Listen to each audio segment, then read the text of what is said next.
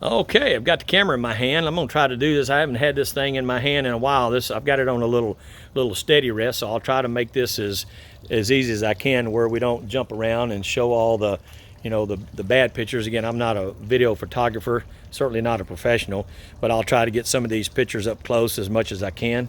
Again, there's my steering quick disconnect. Again, all this stuff was done by hand with a 4.5-inch angle grinder. I can't wait till I get these parts back from the laser cutters. But there's the steering wheel. Whoop, sorry about that. Let's get here. Oh, going the wrong way. Let's get this over here. There we go. There's the steering wheel all cut. Pretty good looking little steering wheel. Works really well. Easy to come off. Again, no play on that. I think that's pretty cool. Bearing carriers there. And there's the pedal assembly right there. And try to get a picture of that. You can see it's all adjustable. You can adjust it from right here. 1, 2, 3, 4, 5 holes right here, so you can bring this up a lot closer if you've got a shorter driver. For the kids, maybe if you're building one of these, so you can move all this up and then adjust your pedals accordingly. The master cylinder also adjusts up and down. I'll show you that in a minute. The gas pedal right there, that's got that little piece right there that I'm showing you. That's my over travel, so I don't over travel on my throttle. And let me see if I can get my hands on that. That works really well. That's full. Look, I mean, check that out. That is full. Let me see if I can get under here. All right, come on. Let me get this controller working. That's full gas pedal travel right there. Got a very good return spring on it. So it doesn't take a whole lot to go full throttle, and the spring is just enough to be able to make that comfortable to press down so you're not fatigued during the race. The pedal assembly also, again, that's all adjustable. The holes here for the master cylinder, and here the pedal pads are all adjustable. These will rotate. You can undo that screw. These will move up and back and forth, so you can make it comfortable on the pad of your foot. Also, you can move these from one side to the other, which scoots everything over left and right.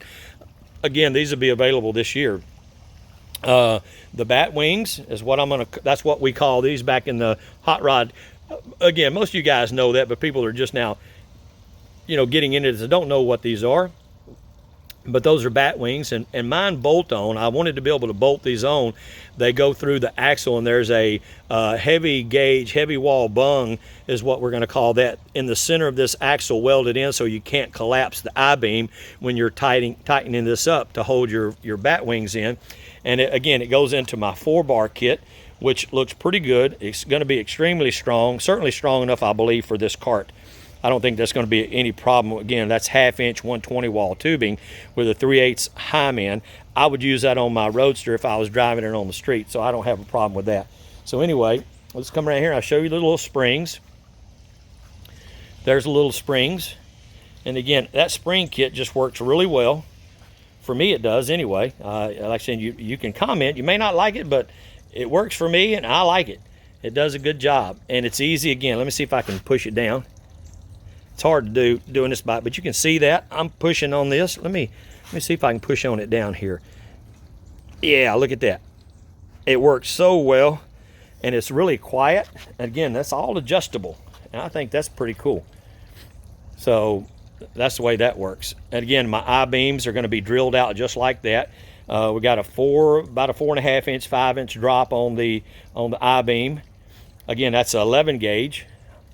That'll all be laser cut and TIG welded. Right now it's just MIG welded, spot welded until I get the TIG on it. And again, I had to do it this way because if I wanted to make any changes, I didn't want anything TIG welded together. Sorry about that. I've got a notification. I should have turned that off. I apologize. There is the master cylinder from Wellwood. And if you're thinking about the cost on these, again, some of these Cyclekarts, these go-kart brake setups are really expensive. Right now, I'm going to have about $225 in my master cylinder, the reservoir, and the caliper. It doesn't include the rotor, but that's about a $40 item for the one I'm going to use. And I believe I'm going to be able to go all the way down to about a 6-inch diameter rotor, and I think that's going to work out really well. And I know I'm not going to have to worry about brake fade. I'll be able to race a whole race without worrying about my brakes going away. And so I think that's why I'm using the Wellwood. it works out really good. You can see my steering arm set up there, how that's made. I'm also going to be offering the steering shaft and the steering bracket here for sale.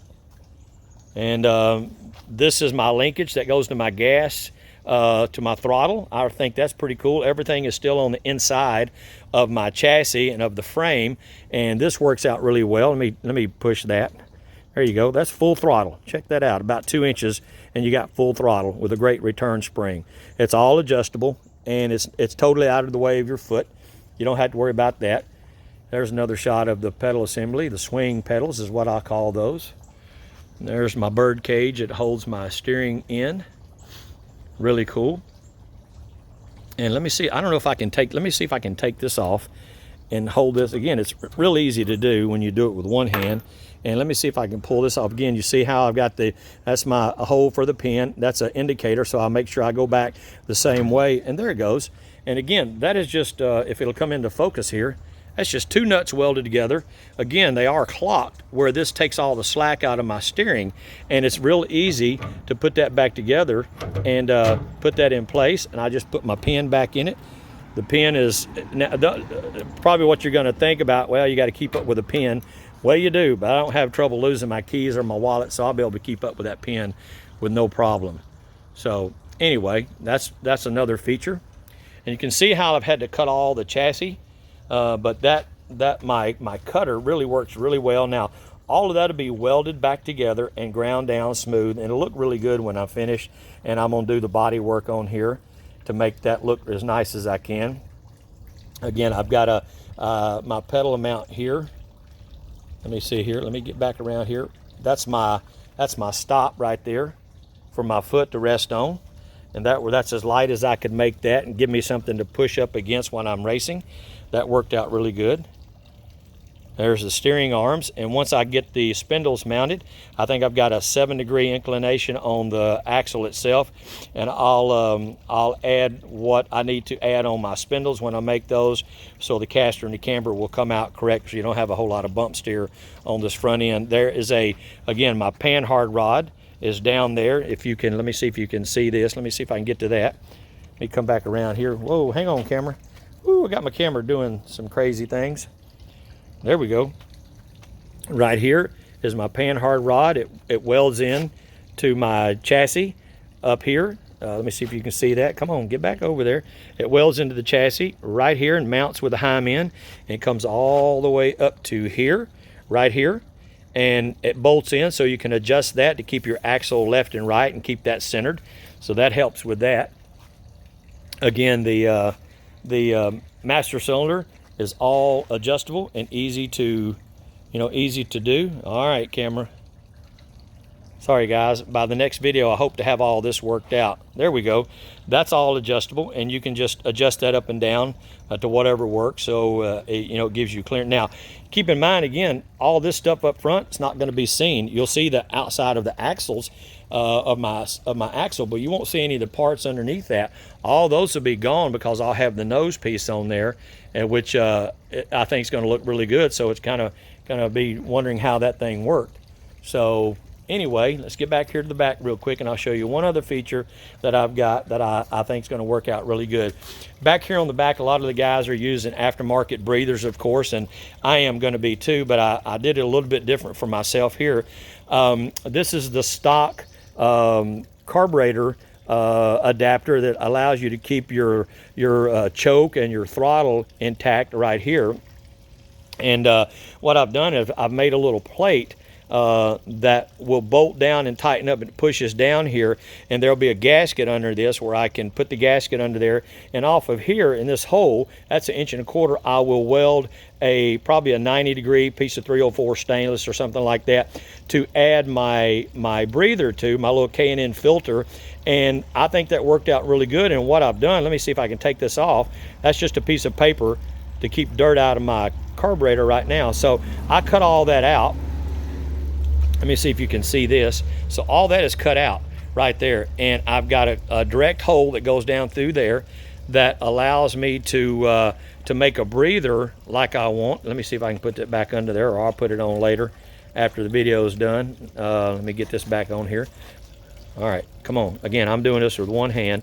There we go. Almost got it. But anyway, I'll cut my filter, tighten that down, and that'll push that down, and it won't go anywhere. Again, it's just an air breather mount. But what I like about that allows me to put that anywhere I want to. You've got a good runner for your air.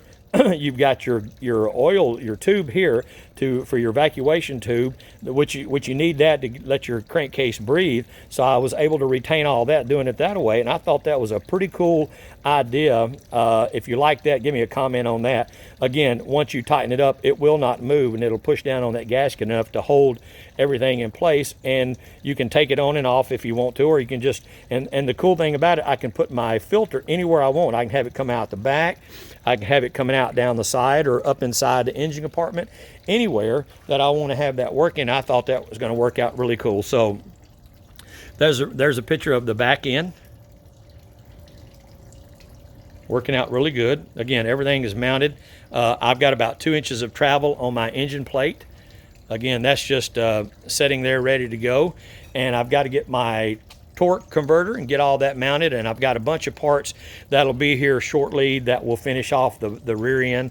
You know, my axle, all of my caliper mounts, my rotors, my chain, my sprocket, all that'll be coming here, and you'll be able to see that in the next video. So anyway, that's pretty much it. There's my bearing carriers. Those worked out pretty good.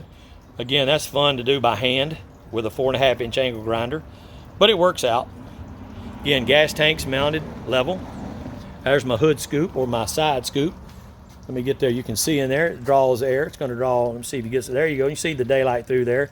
That's actually a functional scoop where it'll draw air into the engine compartment. So anyway, that's just about it. Again, I hope you've had fun, you know, watching what I'm doing here. I really appreciate your time that you're going to spend watching the videos. And again, please leave your comments if you like. So that's the Cyclekart, my first video of 2025. I can't wait to get a little bit further along on this. Maybe the next video will be we'll have the rear end parts in there, and maybe a roller sitting on tires and wheels, and that'll be a lot of fun. If not, we'll figure out something else. The body panels, we'll be working on those. The nose piece, the deck lid on the back, we'll be working on that. And so we'll have a pretty good video coming up pretty soon on that. So anyway, I'm going to sign off without showing you my face again, which some of you may be thinking that's okay. I don't need to see that.